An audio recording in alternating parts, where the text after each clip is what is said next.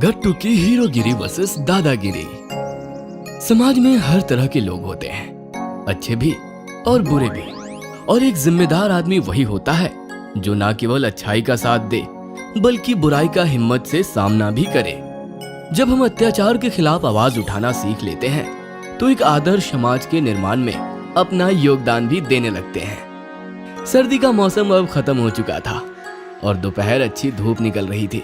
School में घंटी बजते ही सारे बच्चे खुशी खुशी अपने क्लासरूम से निकलकर वापस घर की ओर चल पड़ते हैं। गट्टू और चिंकी भी अपना स्कूल बैग लेकर साइकिल स्टैंड की ओर चल दिए। आज हिस्ट्री के पीरियड में बहुत मजा आया।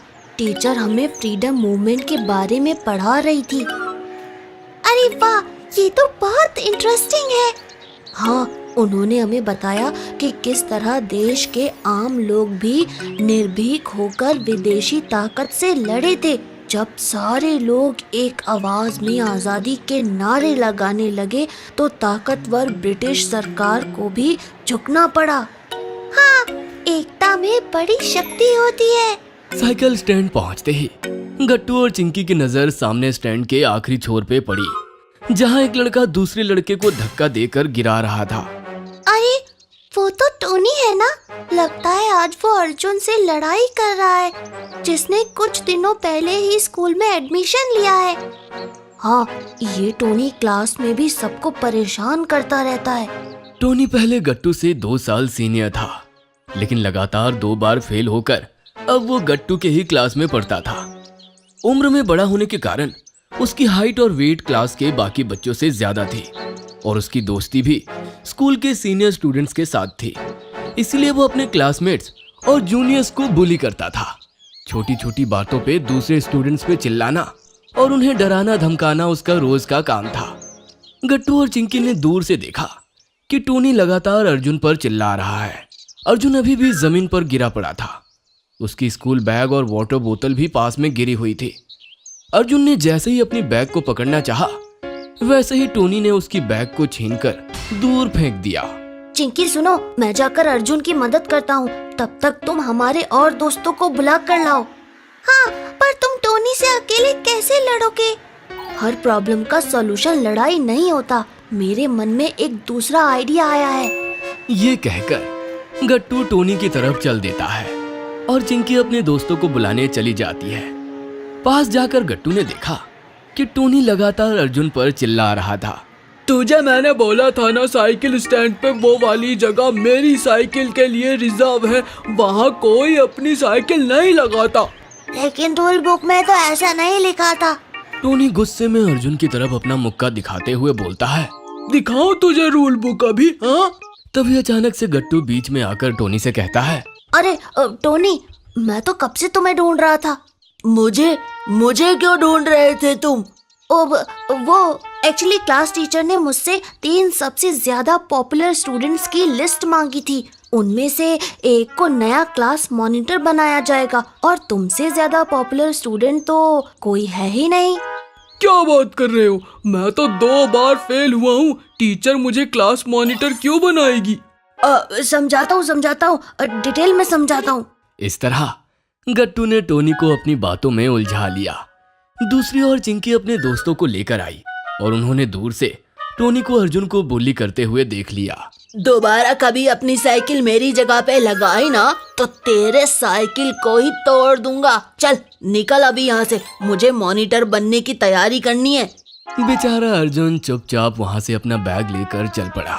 थोड़ी दूर जाते ही उसे चिंकी और उसके दोस्त मिले। अर्जुन बिल्कुल ही डरा हुआ था और रो रहा था। चिंकी और उसके दोस्तों ने उसे दिलासा दिया। वहीं गट्टू ने टोनी के मन में ये बात फीड कर दी कि वो क्लास का सबसे पॉपुलर स्टूडेंट है और अगला मॉनिटर वही बनने वाला है। देखा, अब कुछ ही दिनों में तुम्हें क्लास मॉनिटर डिक्लेयर कर दिया जाएगा। टोनी और गट्टू ने हाथ मिलाया और फिर टोनी वहां से चला गया। अगले दिन सुबह की असेंबली के बाद ही गट्टू ने चिंकी, अर्जुन और बाकी सभी फ्रेंड से अपना प्लान शेयर किया। सभी गट्टू के प्लान के हिसाब से चलने को तैयार हो गए।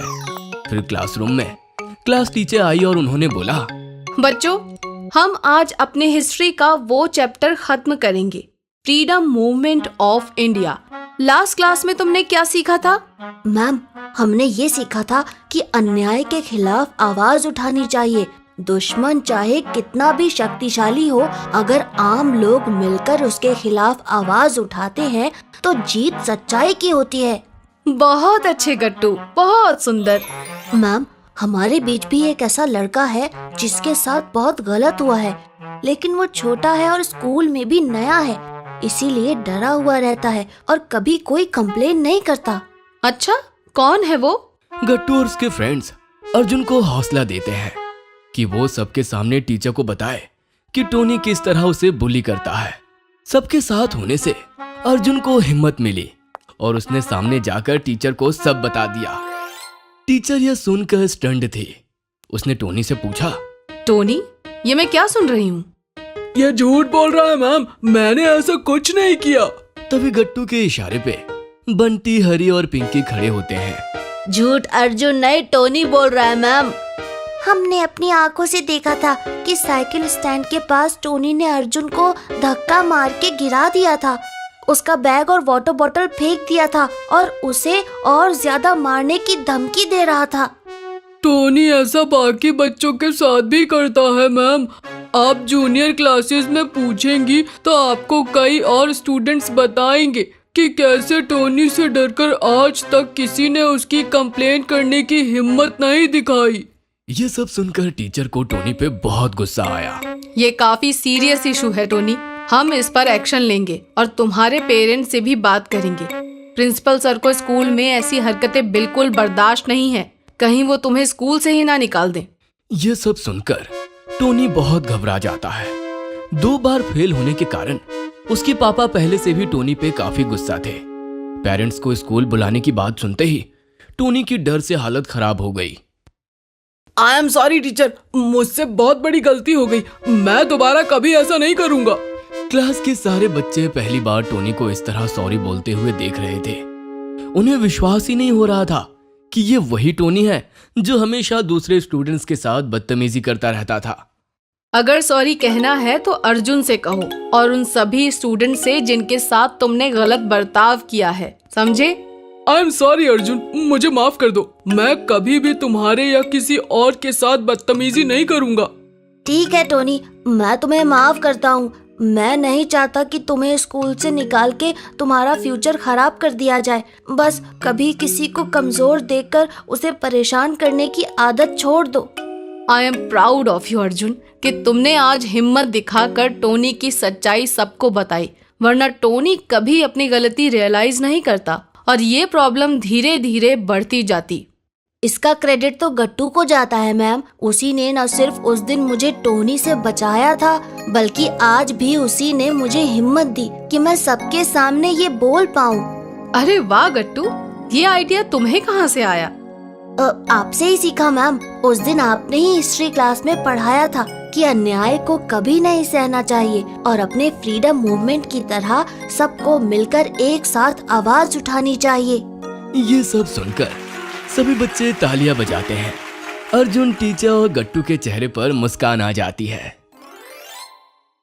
अगर आपको हमारी वीडियोस पसंद आ रहे हैं तो इन्हें लाइक करें, कमेंट करें और सब्सक्राइब करें